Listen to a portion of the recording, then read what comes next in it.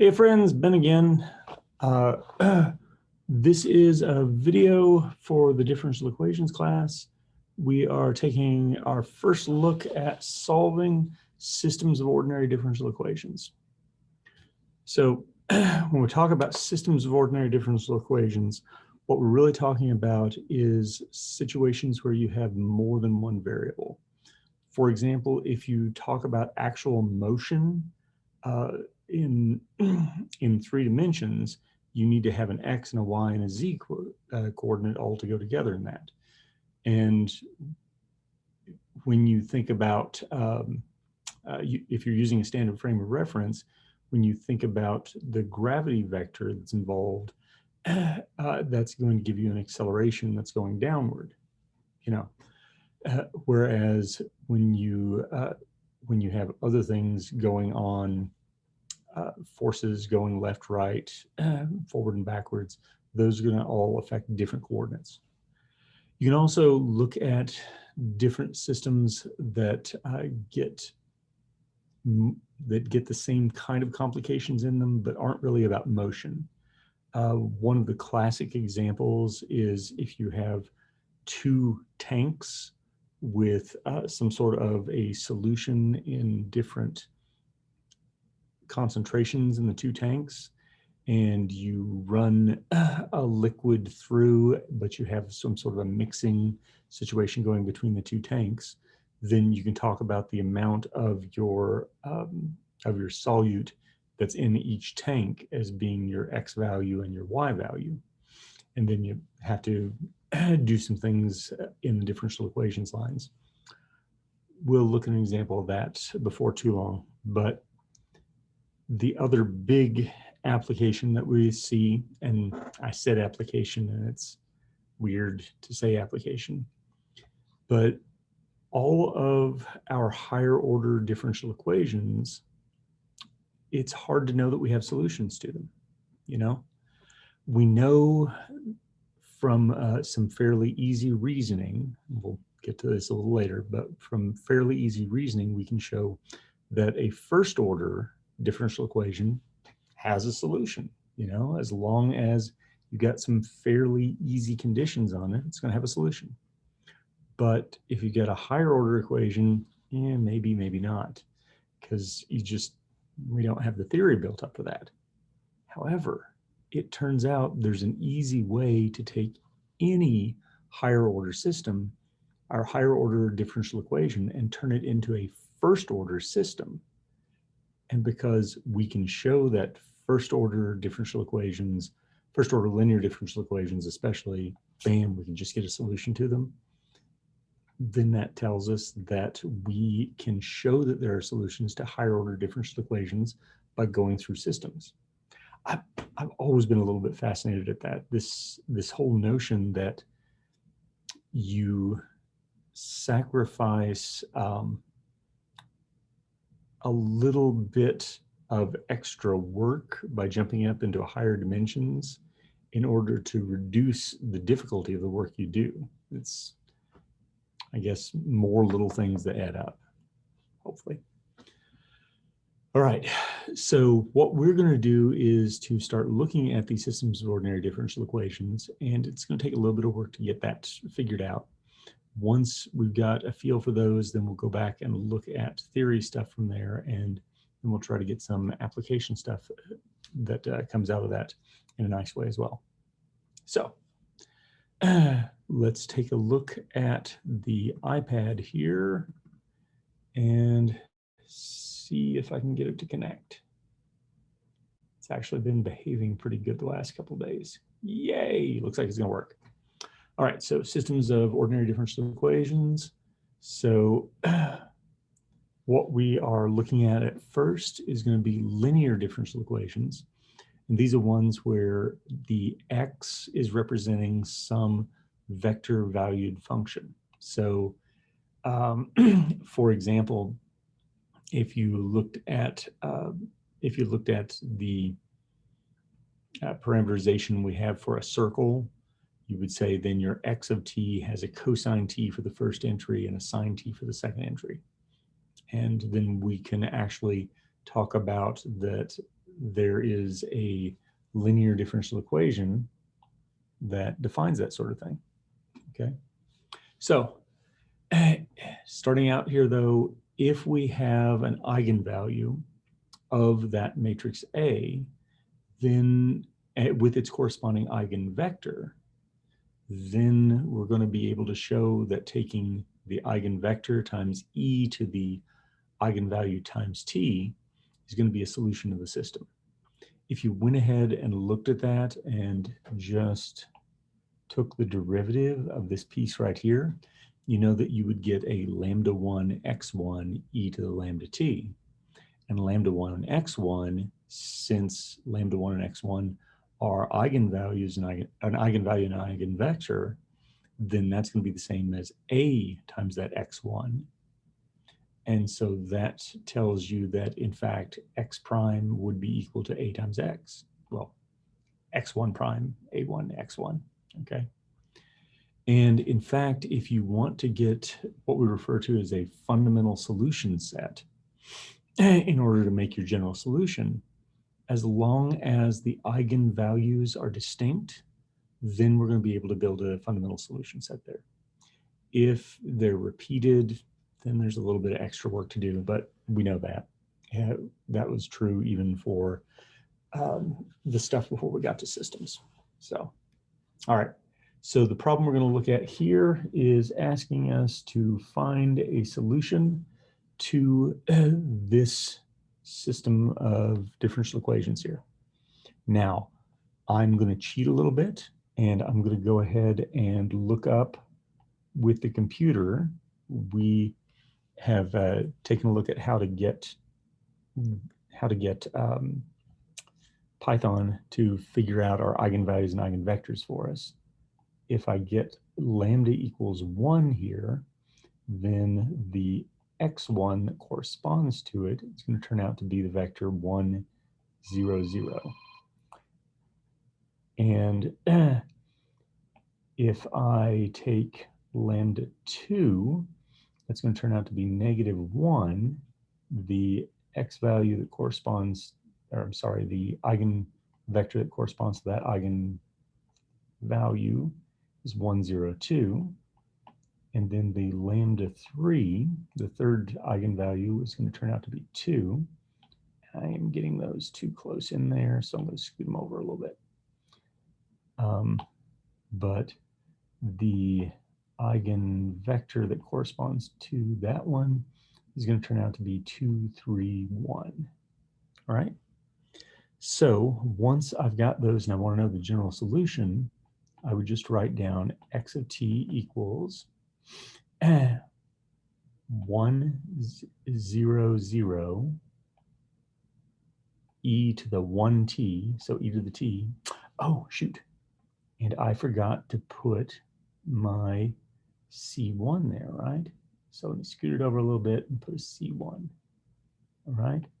And then a C2 times 1, 0, 2 e to the negative 1t, and a C3 times this 2, 3, 1 e to the 2t, okay?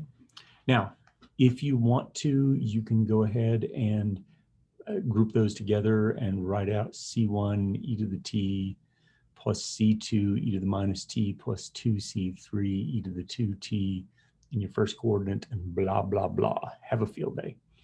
But essentially, you've got the solution written down once you get to that point, okay? So that is really what we have to do here, is to get these things together and come down to our solution on that. And I'm being a little bit OCD here. And so I'm going to go ahead and put a little box around it and stuff like that. All right. So let's take a look at another one of these. So this time we're asked to find the solution to, oh no, it doesn't have it written in exactly the same way, right?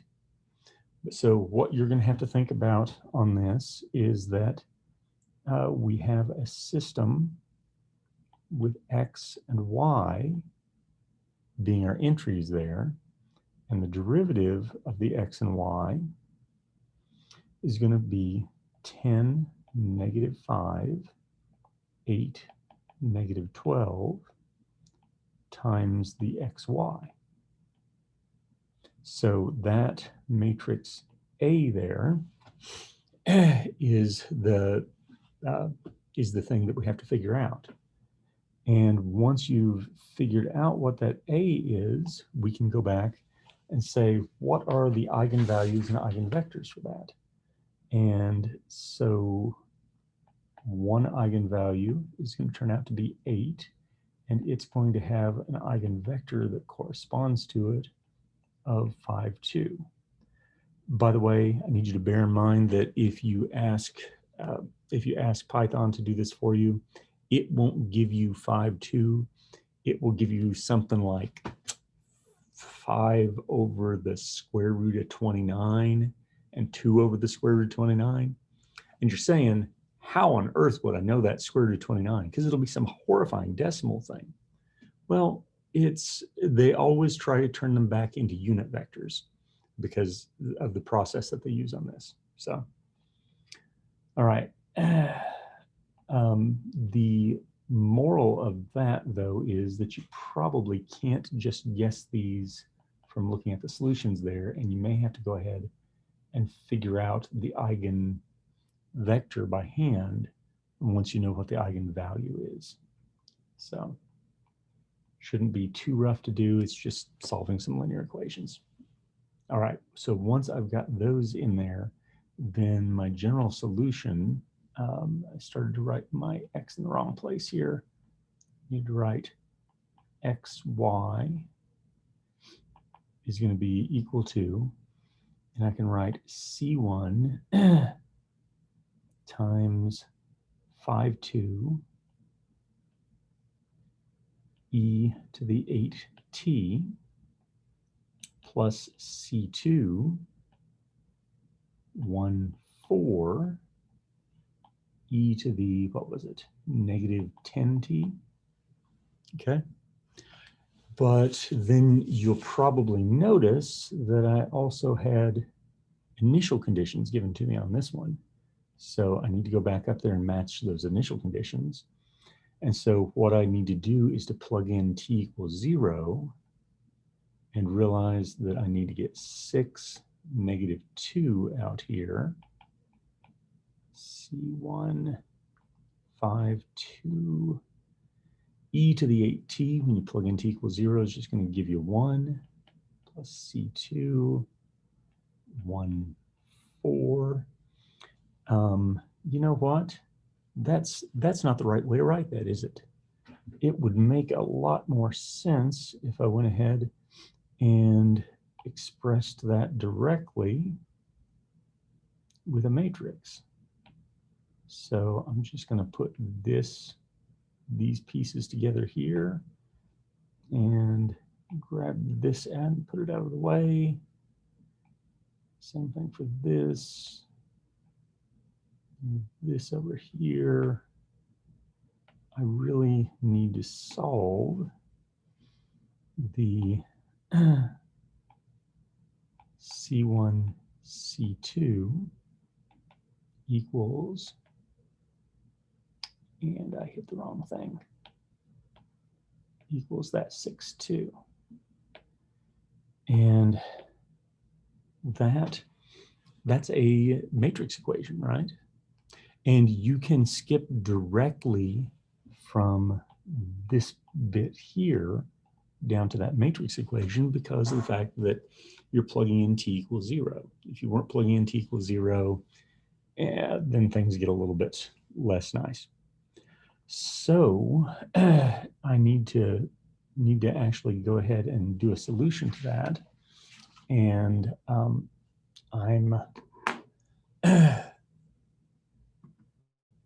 I'm not really motivated to do that by hand. So I'm going to jump in here to my, come on. Sorry, I'm having trouble just getting my cursor to click. And then I realized that I have not shared my screen with you. So that should be the right one there. So if you recall, I'm needing to import this constructor for matrices there. But once I've constructed those matrices, I can say M equals, what was it there? Mat, parentheses, tick mark, square bracket. I know that seems like a lot, but it's going to save us a fair amount of effort. And the vector over there on the other side, and I guess I could zoom in a little bit so you can see it better. The vector there on the other side, we had a 6 and a -2. Notice that I used semicolon to break across rows. And so all I'm going to do here is to take m dot I, that would be the inverse of the M matrix, and multiply it by B. But I would like to have it printed out nicely. So I'm going to use the print statement. And bam, see what it gets. And it gets 1.4 repeating and 1.2 repeating. So 0.4 repeating is going to be 4/9. So I've got 1 4/9, or 13/9, and then -11/9 there. So stop, jumping back over here, turning the iPad back on. And then I'm just taking this in here real quick. C1 was 13/9, and C2 was -11/9. So that meant that my solution, my XY here, was going to be equal to, I started to write it out differently, but you know what? I don't really have the motivation to write it any way that's not easy. 8t minus 11/9 times the, what was it, 1/4, and then the e to the -10t, okay? So that there is what we're really looking for our solution. And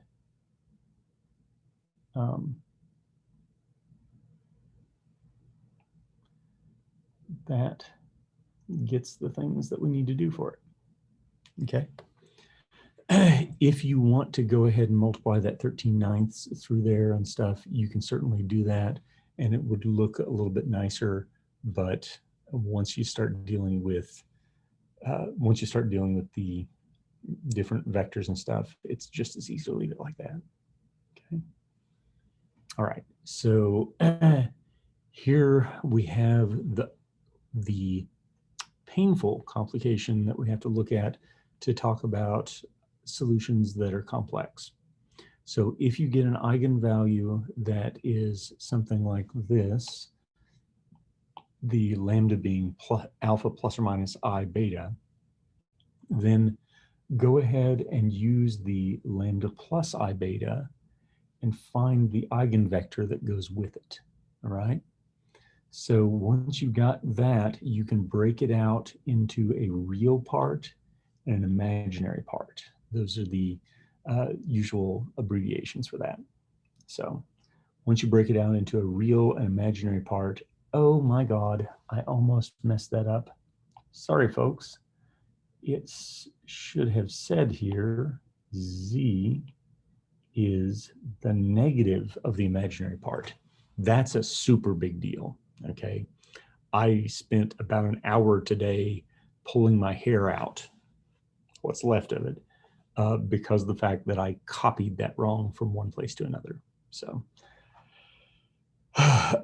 but if you've got that for this y and this z, and remember those are just dummy variables meant to hold things for a formula, then the two solutions that you're going to want to get for the two eigenvalues are a y times cosine beta t plus z times sine beta t, and then all that times e to the alpha t. Then the other one, swap the y and the z, okay, and put a negative in there in front of the sign, okay? So that's going to provide you two linearly independent solutions with real values. If you read this textbook or any other textbook, you may run across stuff where they want to go ahead and think about complex valued solutions. And if you're working with complex valued solutions, that's fine, and it works fine, and it's great.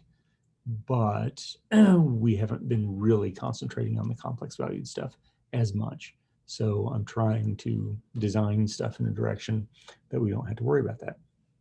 So, all right, I have an example here, and I only put together the one example, but I think it's going to catch what it is we need to catch out of this.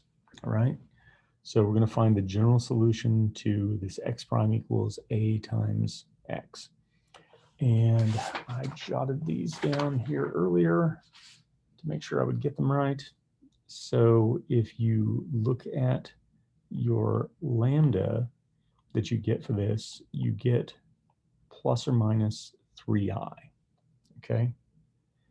And so when you're looking for the eigenvalues, eigenvectors of this, you'll say 4 minus 3i minus 5, 5 minus 4 minus 3i, x1, x2 needs to be equal to 0, 0, okay? Now, bear in mind, I'm always going to guide you on these things, how to do it with the least amount of effort, right? So if we multiply that out, we will have 4 minus 3i, x1 minus 5, x2 needs to be 0. Now, you can write down the second equation. It will turn out to be a multiple of the first equation. So I never do. I just go ahead and say, all right, I'm going to trust in that equation there, and I'm going to find that 5x2 needs to be equal to 4 minus 3i x1, or x2 would need to be 4 minus 3i over 5 x1, okay? So for my pieces here, I am going to get my eigenvector, and I'm going to pick my x1 to be 5, okay? And that means that my x2 will be 4 minus 3i. Keeping in mind, I'm always trying to do this the easiest way possible. Then we'll break it out into the real part and the imaginary part. Okay, did you notice that I tucked the minus 3 in on that bit there? So this tells me my y is going to be just the 5, 4. My z is not the imaginary part, but the negative of the imaginary part. It's going to be 0, 3. Okay, so one thing that you should be trying to ask me at this point is it always going to turn out that the z is going to give me a positive something or another? No, of course not. This, unfortunately, you have to kind of treat like a formula. You are going to figure out what the eigenvector is that goes with the positive 3i thing, or the positive imaginary part. And that may give you something negative or may give you something positive. It just depends on how the arithmetic works out. Once you've got that done though, then for your z, you want the opposite of that. And now our solutions that we want to talk about, I unfortunately have labeled two things with the same symbol. I apologize for that, but we have to go back and see our setup was that we were going to take the y, so that's 5, 4, times the cosine of beta t, so cosine 3t, and then plus the z, that's the 0, 3, times the sine of beta t, and then put parentheses around that. And you know how we need to say e to the alpha t? Well, there wasn't a real part. So that means alpha is 0. And that means that we don't need to write the e to the alpha t there. Okay. So that's our first solution. Our second solution, we put the z first. So 0, 3 cosine of 3t minus, and now you put the y, the 5, 4 in here, and the sine of the 3t, okay? And again, if you'd had an e to the alpha t, if the alpha had not been 0, we would have gone ahead and put that in there as well. But that then gets us these two solutions. And if it had been the case that those two solutions, I lost track of where I was going with that. Sorry, guys. Sorry, folks, I should say. Yeah. If it had been the case that we'd been given initial conditions on this, we would have to plug back in, say, a t equals 0. And when we had that, we would have looked up here maybe and said cosine of 0 is 1, sine of 0 is 0.